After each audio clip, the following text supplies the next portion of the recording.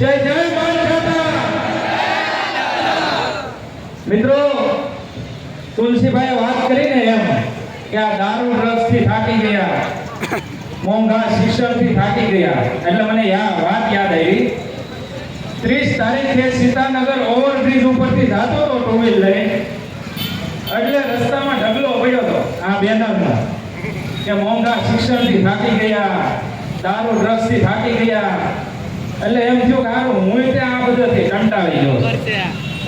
એટલે 2-5 બેનર લઈને મેં લગાવી દીધા વળતેથી ખબર પડી કે 3 જગ્યાએ એફઆઈઆર થઈ ગઈ બોલો મારી આ ભાજપ વાળાને બીક લાગી ગઈ કોનાથી લાગી ગઈ આ આમ આદમી પાર્ટીથી બીક લાગી ગઈ એમાં નવા જોડાણના કાર્યકર્તાઓથી બીક લાગી ગઈ કે આની ઉપર ખોટી એફઆઈઆર કરો નકર આવડા હાસીન પાડી દે બરાબર છે